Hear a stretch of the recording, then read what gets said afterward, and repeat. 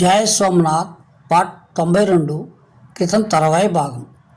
భీమదేవుడు సరిగ్గా ఒక గడైనా నిద్రించలేదు. ఇంకా ఇంతలో ఒక పెద్ద కలకలం అతన్ని మేల్కొల్పింది. సంభ్రమంతో లేచి ఆయుధాన్ని అందుకొని మిద్దిపైకి వచ్చాడు. సాయంకాలం కావచ్చింది. సైనికులు గుంపులుగా ఆడుతూ పాడుతూ కేకలేస్తూ జై సోమనాథ్ అని మహోల్లాసంతో నినాదాలిస్తూ ఆయన శిబిరం వైపు వస్తున్నారు. అందరికీ ముందు గురుదేవుడు, రత్నాదిత్యుడు, దద్ద కరదీపికల వెలుతురులో నడుస్తున్నారు. విమలుడు అందరికంటే వేగంగా పొగడ్తలను జుర్రుకోవడానికి పరిగెత్తుకొని వస్తున్నాడు. భీమదేవుడు మిద్ది మీద నిల్చొని అది చూచాడు.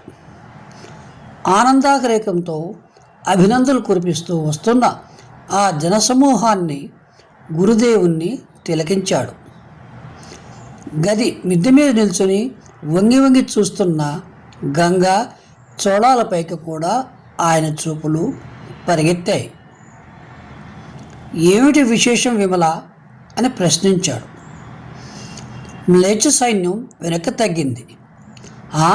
నిజంగానా ఎదిరించడం విరమించుకున్నారా? ఎదిరించడం ఏమిటి? 3 వైపులా సైన్యం అర్ధ యోజనం వెనక్కు తగ్గింది. తమకు విజయం లభించింది మహారాజా. హడావుడిగా ఆయుధాలు ధరించి భీమదేవుడు ఆగాడు. సైన్యాలన్నీ భీమదేవుని మహారాజుకి జై అని విజయనాదాలతో ఆయనను అభినందించారు. భీమదేవుడు గురుదేవునికి సాష్టాంగ నమస్కరించాడు. గురుదేవ, మీ ఆశీస్సులే మాకు మహాబలం లేనాయన అని మహారాజును గురుదేవుడు కౌగిలించుకున్నాడు. చిరంజీవి వర్ధిల్లు నాయన. పరమేశ్వరుడే నేడు మన మీద దయదలిచాడు. నేను ఆయనకు దాసుణ్ణి. అంత మాత్రమే కానీ నీవు నేడు ప్రదర్శించిన ప్రతాపం కలకాలం దేదీప్యమానమై ప్రకాశిస్తుంది. నీ జన్మ తరించింది అన్నాడు గురుదేవుడు. తర్వాత రత్నాదిత్యుడు, విమలుడు, దద్ద సేనాపతులు మహారాజును కౌగిలించుకున్నారు. నలువైపులా జై సోమనాథ్, జై భీమదేవ మహారాజుకు అనే నినాదాలు ఆకాశాన్ని ఆవరిస్తున్నాయి. సైనికులు భేరీలు, మృదంగాలు, దుందువులు ఉత్సాహంతో మ్రోగిస్తున్నారు. కొందరు హర్షాతిరేకంతో పులకితులై నృత్యం చేయనారంభించారు. భీమ సంధ్యాహారతులిచ్చే సమయమైంది. సర్వకీర్తి ప్రదాత అయిన సోమనాథుని చరణ కమలాలకు మన కృతజ్ఞతలు సమర్పించుకుందాం. తరువాత అందరూ ఆడుతూ పాడుతూ మందిరానికి వెళ్ళారు. ఆలయమున ప్రాకారమంతటా సైన్యం ఆవరించింది. గురుదేవుడు హారతులిచ్చి ధ్యానం చేశాడు. అలసి ఉన్న సైనికులందరూ అర్హాల్లాసంతో ధ్యానించారు. గురుదేవుడు హారతులను నంది విగ్రహం దగ్గర ఉంచాడు. ఆశీర్వచన పాఠం చదివాడు. అందరూ శాంతంగా వింటూ నిల్చున్నారు.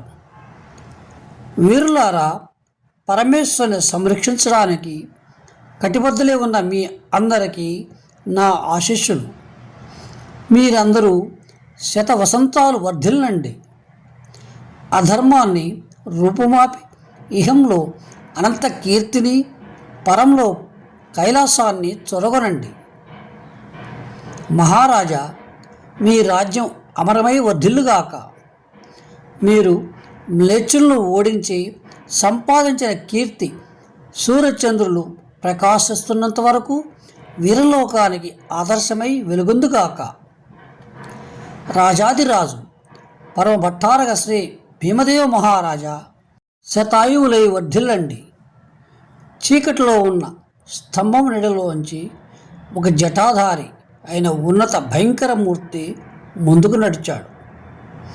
గురుదేవుడు నిలిచిన చోటికి కొంత దూరాన రుద్రమూర్తులా నిల్చుని ఇనుప కంచెని గురుదేవుని వైపు నిర్దేశించి పెద్ద గొంతుకతో అందరికీ వినిపించే విధంగా ఇలా అరిచాడు.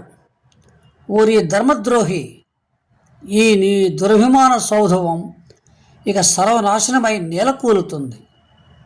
మహామాయను నష్టమనొచ్చిన తుచ్చుడా, భీమదేవ, నీవు ధర్మకళంకమరించిన నీ గురుదేవుడు ఇద్దరూ నాశనమవుతారు. నీవు అవినీతికి పాల్పడిన ఈ స్థలంలో గద్దలు కొలువు తీరుతాయి. శ్వాసరోధనం శాశ్వతమై నిలుస్తుంది. ఈ మాటలు వినిపించగానే వేల కొలది కత్తులు ఆ వ్యక్తిని ఖండఖండాలుగా నరకటానికి పైకి లేచాయి. భీమదేవుడు వరలోంచి కత్తి దూశాడు. రత్నాదిత్యుడు పిడిబాకు బొడ్లో నుంచి లాగాడు. దద్ద గజగజ వణుకుతూ 2 కళ్ళు గట్టిగా మూసుకొని కూలబడిపోయాడు. అన్ని వైపులా కోలాహలం వ్యాపించింది. గురుదేవులు సంభ్రమంతో ముందుకు వచ్చి భవ్యమైన అద్భుత ముద్రతో రత్నాదిత్యుణ్ణి, భీమదేవుణ్ణి కూర్చోబెట్టారు. శాంతించండి నాయన, శాంతించండి అని ఆరంభించారు. కరదీపిక కాంతులలో తెల్లని గడ్డంతో విభూతి రేఖలతో కాంతులు కురిపిస్తున్న ఆ మహాముంబావుని ప్రభావం నలువైపులా వ్యాపించింది. నిశ్శబ్దం, నిశ్శబ్దం అనే శబ్దాలు కూడా పరిపూర్ణ శాంతిలో లీనమయ్యాయి. వీరులారా, తపస్సు వల్ల, యుద్ధయత్నాల భారం వల్ల నా శిష్యుడైన శివరాశి మనసు కొంత చెలించింది. ఇతని మాటలను పట్టించుకోకండి. మీ వంటి వీరులకు ఓర్మి అలంకారం.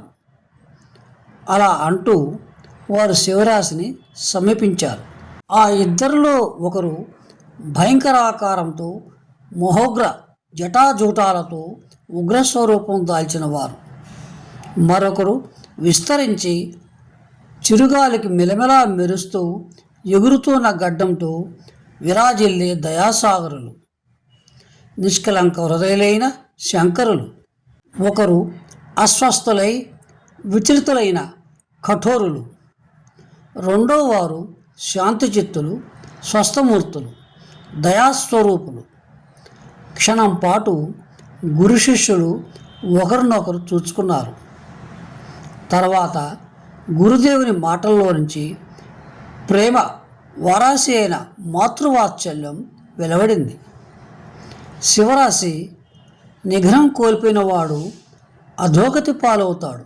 నడు, నేడు నీ మనస్సు సరిగ్గా లేదు. నీవు మరీ రోగిష్టి అయినావు.